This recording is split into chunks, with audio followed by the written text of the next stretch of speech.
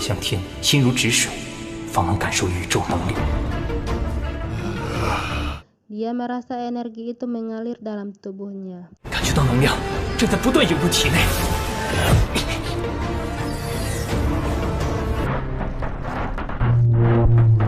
感觉身体的每个细胞都在变大。基因元能的觉醒了。 Lalu di tempat lain, Yan Jisoo akan dipindahkan ke tahanan distrik Jian. Saat dia melewati Lupeng, dia melepaskan kekuatan ilusi ular hitam kepada Lupeng yang sedang berkultivasi. Dan ular itu...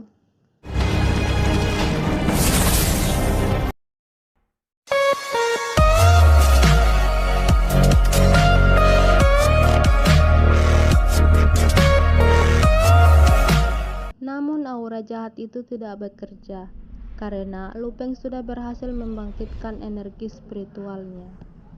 Keesokan harinya saat di meja makan, Lupeng merasa ada niat jahat yang sedang mendekatinya.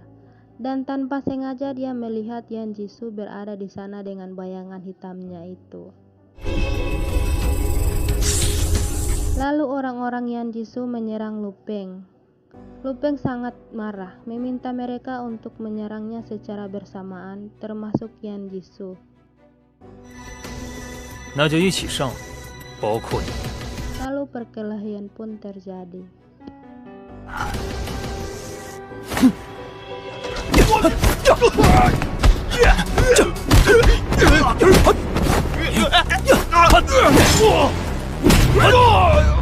Mereka menggunakan benda tajam, namun benda itu putus saat mengenai tubuh Lupeng, dan akhirnya Yan Jisoo turun tangan langsung untuk menyerang Lupeng.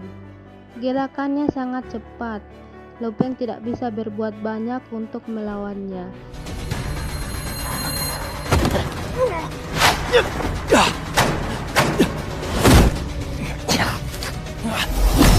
Yan Jisoo melemparkan 2 pisau tembakannya tepat di kedua mata Lupeng. Namun dengan kekuatan spiritualnya, pisau itu tidak mengenai matanya.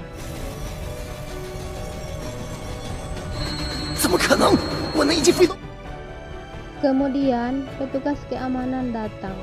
Lupeng langsung dibawa ke rumah sakit karena kepalanya sangat sakit, dan Yan Jisoo dibawa untuk diinterogasi.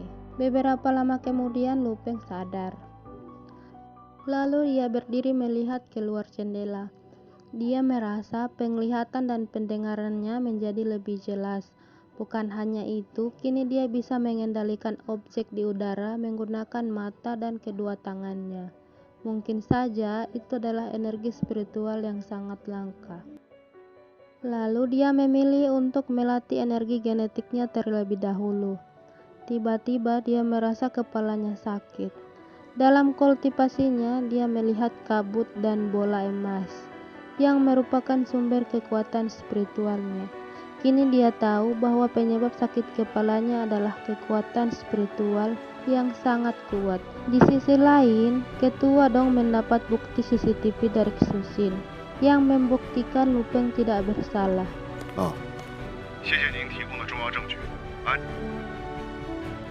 Karena Lupeng tidak bersalah, akhirnya dia dibebaskan dan status kuasi warriornya tidak bermasalah. Ia juga mendapat informasi tentang penyerangannya saat berada di ruang makan. Ketua Dong menyarankan Lupeng meminta Biro Keamanan untuk menyelidiki masalahnya, karena mereka adalah organisasi yang mengurus warrior. Scene beralih pada Zhang Haobai dan Zhou. Zhang Haobai sangat marah karena gagal dalam rencananya untuk menghancurkan Lupeng. Dia berencana mencari warrior sejati untuk mengalahkan Lupeng. Namun Kak Zhou mengatakan itu tidak mungkin lagi, karena jika Lupeng membawa kasus ini kepada Biro Keamanan, maka semua bukti akan mengarah pada Zhang Haobai. Zhang Haobai yang tidak ingin tertangkap akhirnya meminta pamannya yang merupakan tim Tiger Tooth untuk menyelesaikan masalahnya.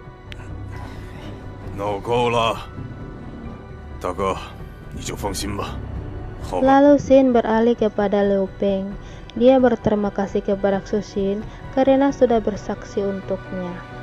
Semua itu Xuxin lakukan karena dia percaya bahwa Lu Peng tidak bersalah dan dia tidak ingin usaha Lu Peng untuk menjadi warrior itu menjadi gagal. Singkat cerita, 1 tahun berlalu, Lu Peng menyelesaikan latihannya untuk menghadapi ujian pertempuran warrior. Tuan Jiang yakin Lu Peng bisa lolos dalam ujian itu karena kekuatannya meningkat pesat.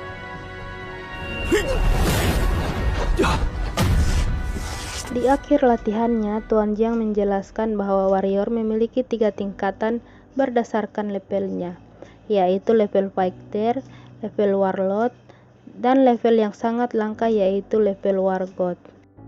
Warrior fighter umumnya menggunakan senjata panas untuk menghadapi lawan, tapi warrior level warlord tidak takut dengan senjata panas karena kecepatan respons saraf mereka melebihi senjata api tercepat saat ini.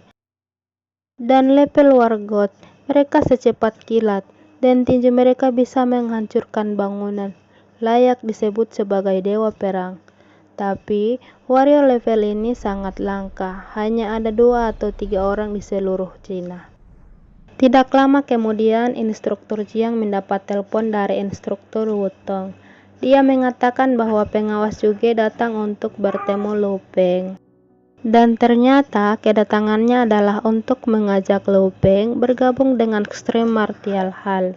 Tentu saja Lu Peng kaget karena dia belum mengikuti ujian pertempuran warrior. Namun Tuan Zhao sudah memastikan kemampuan Lu Peng, terutama dia sudah menguasai Five Heart Weapon. Lalu Tuan Zhao meminta Lu Peng untuk membaca syarat dan ketentuan yang dia tawarkan, yaitu pila eksklusif dan gaji pokok 20 juta yuan per bulan. Dan 1 buku langkah teknik kekuatan dan teknik tubuh yang seharga 100 juta yuan. Ini adalah penawaran spesial untuk Lu Peng karena Tuan juga sangat optimis tentang kekuatan Lu Peng. Dan akhirnya Lu Peng memutuskan untuk menandatangani kontrak itu. Dan dia juga sudah diperbolehkan untuk pindah ke perumahan pilak khusus warrior dengan keluarganya. Tuan juga adalah salah satu dari 3 pengawas Extreme Martial Hall dan kekuatannya mencapai level warlord tingkat lanjut. Akhirnya keluarga Lu Peng kini keluar dari daerah kumuh dan pindah ke lingkungan kelas atas di pusat kota.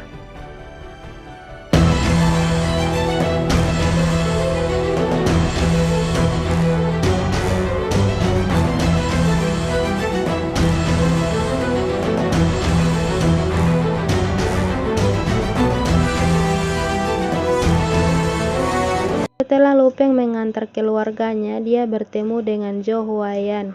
Dia sengaja mengikuti Lu Peng untuk meminta maaf. Dan dia mengatakan bahwa masalah di tahanan dia yang mengurusnya. Tapi soal Yan Jisoo itu adalah suruhan paman Zhang Haobai yang merupakan seorang warrior. Dia meminta Lu Peng untuk melupakan masalah itu. Namun Lu Peng tidak setuju. Dia akan menyelesaikan masalahnya nanti, karena besok dia harus mengikuti ujian pertempuran warrior. Keesokan harinya tibalah Lu Peng mengikuti ujian pertempuran warrior. Jika sebelumnya ujiannya menghadapi monster virtual, maka kali ini ujiannya menghadapi monster sungguhan. Lokasi pertempuran ujian ini berada di hutan belantara di luar kota Jiangnan yang disebut kota monster. Misi mereka dalam ujian itu adalah untuk membawa persediaan penting dari sana dan mengambil sampel DNA dari monster mutan untuk dijadikan bahan penelitian dengan cara memotong telinga monster. Hal itu dilakukan untuk menghindari pengambilan sampel ganda. Banyaknya jumlah telinga monster yang terkumpul akan menentukan hasil ujian mereka. Ujian pertempuran sepenuhnya dipantau untuk menghindari sesuatu yang tidak diinginkan. Sebelum mereka tiba di hutan, Paman Zhang Haobai melepaskan telur monster yang akan menetas. Luo Feng, 想不到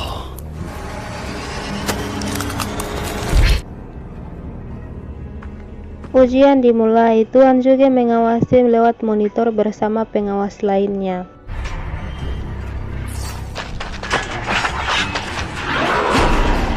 Monster pertama yang berhadapan dengan Lu Peng, aura membunuhnya sangat menakutkan. Lu Peng memilih untuk lari kejar-kejaran. Dia mencoba memahami gerakan monster itu. Hingga akhirnya monster itu berhasil dikalahkan.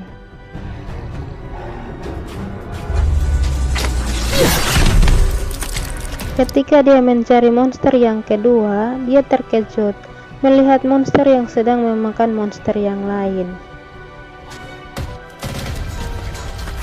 Alarm berbunyi menandakan tanda bahaya karena kehadiran Golden Furtor, yaitu elang mutan yang sangat kuat dan seharusnya tidak ada di kota monster itu.